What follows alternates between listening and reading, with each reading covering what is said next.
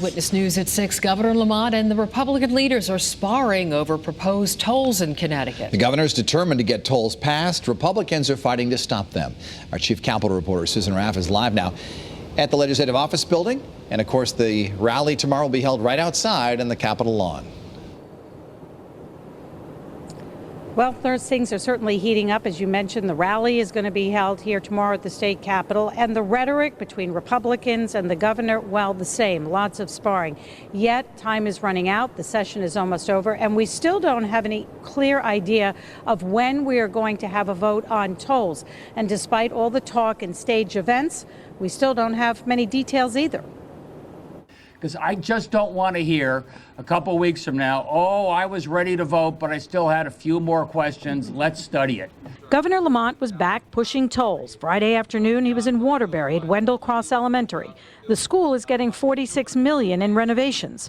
Lamont says school projects could be at risk with the Republican transportation plan. Republicans have a choice. They say we're going to add $700 million in debt every year. That means you just increase our appetite for debt, or you trim back a little bit on what we're borrowing right now. It is true that Republicans want to borrow $750 million a year, but they say their plan for school funding is the same as the governor's. The Senate Minority Leader says, I understand the governor is desperate to pass tolls and therefore wants to attack every alternative proposal out there.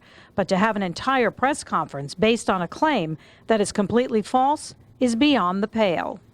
We're underinvesting by $1 billion a year in our transportation infrastructure. So what's happening is we're not just standing pat, we're losing ground. Friday's terse exchange follows another one that unfolded Thursday afternoon.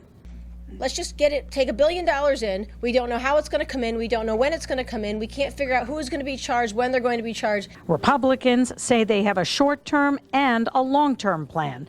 Both rely on borrowing. Just read the so-called Republican plan to deal with our transportation crisis. And I can see why voters are so cynical about politics. The governor told us today there is a draft in place for tolls, but at this point it has not been drafted into a bill. We also asked the governor about rumors and talk about lowering the gas tax. He told us that that was possible, possibly 5 cents, but we have not seen any proof of that. As for a vote, we asked the governor about that. He told us he does expect a vote on tolls this session. We are live in Hartford. Susan Raff, Channel 3 Eyewitness News.